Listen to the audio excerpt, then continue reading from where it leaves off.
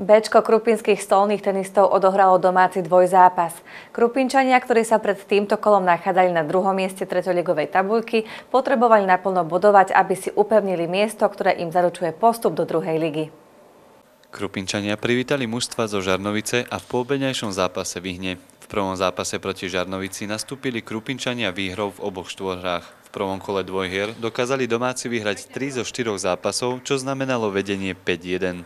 V ďalších 8 dvojhrách dokázali súperi uspieť iba v dvoch, čo Krupine prinieslo víťazstvo 11-3. Poobedňajší zápas začal rovnako dobre, keď Balko so Slováčikom aj Tóth s Rusnákom vyhrali štvorhry a do prvého kola dvojhier tak Krupina išla s vedením 2-0. Domáci kopírovali priebeh prvého zápasu, keď vyhrali 3 zo 4 dvojhier. V oboch zápasoch naplno bodoval Martin Balko, ktorý je jasnou jednotkou krupinského Béčka.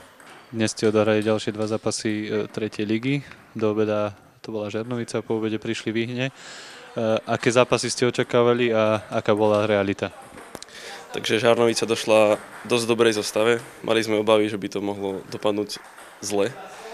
A oproti tomu, ako sme my nastúpili, nie v plnej zostave, ale našťastie hrali sme veľmi dobre a podarilo sa nám vyhrať 11-3.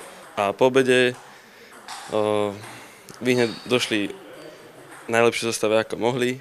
A myslím si, že priebeh je zatiaľ dobrý, vyhráme 5-1 a dotiahneme to do víťazného konca.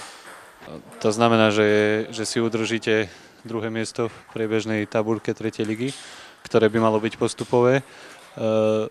Možno už sa môžeme pozrieť aj do budúcna, aké očakávanie by si mal z tých zápasov v druhej lige. Má toto mužstvo potenciál na to, aby sa udržalo v tej druhej lige niekde na vrchných priečkách? Takže myslím si, že ak podlavice Béčko, ktoré hrajú 3. ligu, nejako nezaváhajú, tak budeme na druhom mieste po týchto dvoch zápasoch. Takže postup by mal byť istý pre nás a myslím si, že v druhej lige, ak sa podarí zostava, ako by sme chceli, tak myslím si, že udržať by bolo určite možné.